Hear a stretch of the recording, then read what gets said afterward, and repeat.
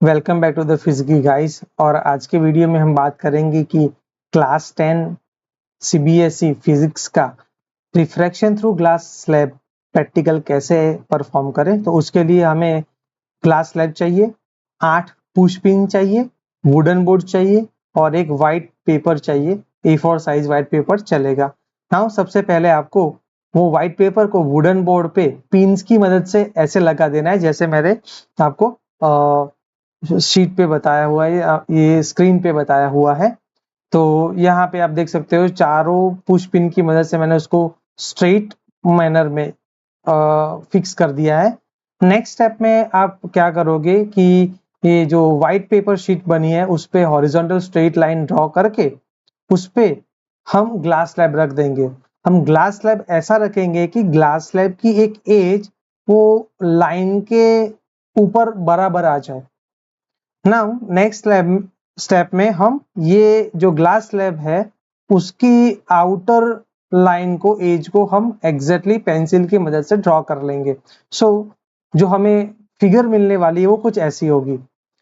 अब next step में आपको क्या करना है, ग्लास स्लैब की ऊपर वाली फेस पे, ऊपर वाली साइड पे कोई एक पॉइंट पे ये मेक श्योर करना है ये पॉइंट मिडल पार्ट से, मिडल पॉइंट से थोड़ा लेफ्ट हैंड साइड हो।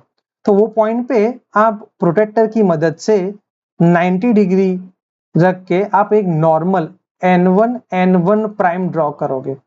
ये नॉर्मल ड्रॉ करने के बाद हम रिफ्रैक्शन दिखाने वाले हैं। तो रिफ्रैक्शन दिखाने के लिए हमें इंसिडेंट रे बताना पड़ेगा और इंसिडेंट एंगल बताना पड़ेगा।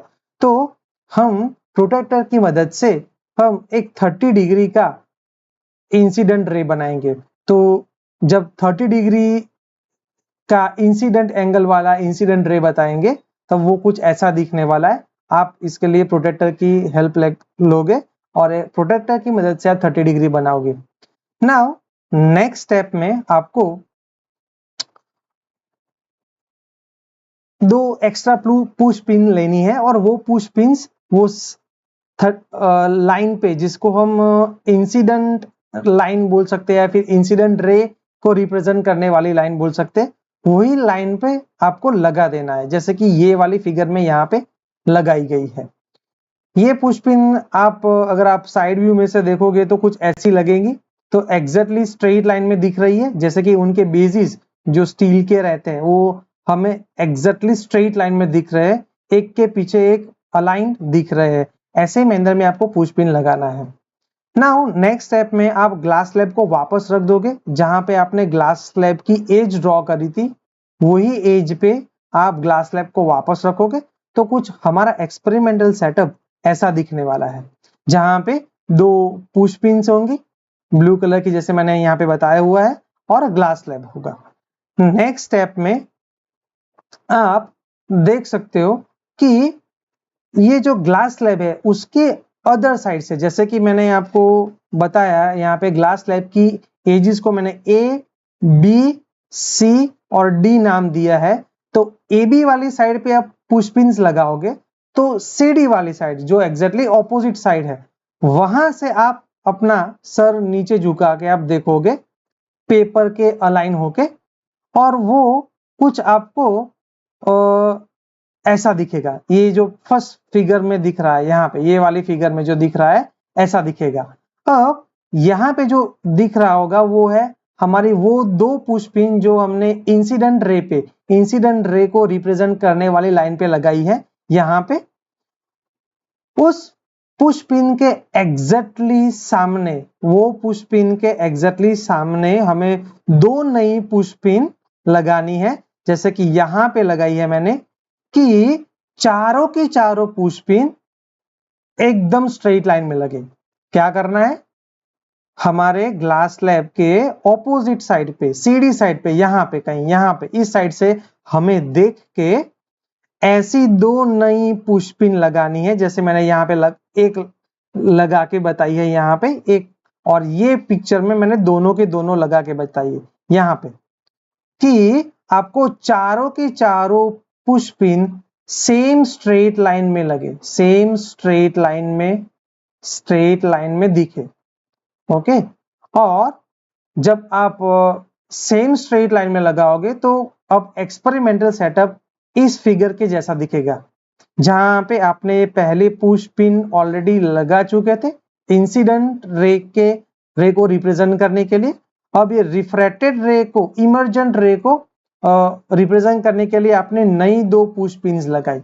अच्छा, पुश पिन्स लगाते टाइम आप ये ध्यान रखना कि वो चारों की चारों पुश पिन्स, ये 2 भी और ये 2 भी एग्जैक्टली स्ट्रेट लाइन में दिखे, और मेक श्योर कि आपको ये फिगर में जैसा दिख रहा है वैसा ना दिखे।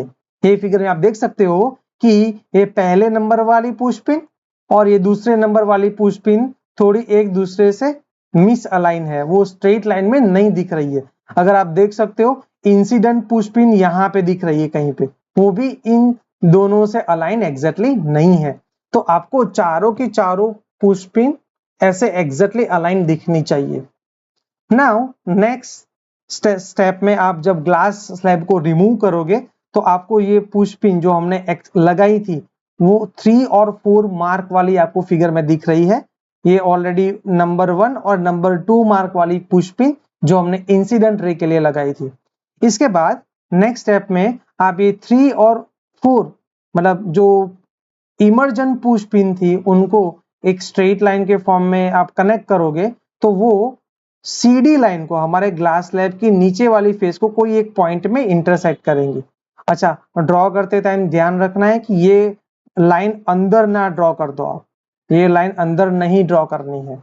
ओके, नाउ नेक्स्ट स्टेप में आप जैसे देखोगे अब ये हमारा फिगर कुछ ऐसा लगने लगेगा। जिस पॉइंट पे आपने आपका ये लाइन, अब ये लाइन को हम इमर्जेंट रे बोल सकते हैं, इसको हम इमर्जेंट रे बोल सकते हैं। तो इमर्जेंट रे को रिप्रेजेंट करने वाली लाइन ग्लास स्लैब की सीडी फेस को, नीचे वाली फेस को जहां पे भी इंटरसेक्ट करती है वहां पे आपको एक और नॉर्मल ड्रॉ करना है, जिसको नाम दे सकते हो N2 प्राइम, जैसे मैंने यहाँ पे ड्रॉ करा हुआ है। उसके लिए अगेन आप प्रोटेक्टर की हेल्प ले सकते हो। नाउ नेक्स्ट स्टेप में आपको ये इंसिडेंस एंगल ऑफ इंसिडेंस जो ऑलरेडी आपने मेजर किया है वो 30 डिग्री है। ओके, उसके बाद आप जो बीच वाली लाइन जो आपने ये पॉइंट और ये पॉइंट के बीच में नहीं ड्रॉ करी थी, वो लाइन अब यहाँ पे आप जैसे देख सकते हो मैं ड्रॉ करनी है, जिसको हम क्यूआर लाइन बोलेंगे। आप देख सकते हो यहाँ पे मैंने वो लाइन ड्रॉ कर दी है। वो लाइन ड्रॉ करने के बाद आप नेक्स्ट चीज क्या करोगे, वो आप इंसिडेंट एंगल को मेजर करोगे।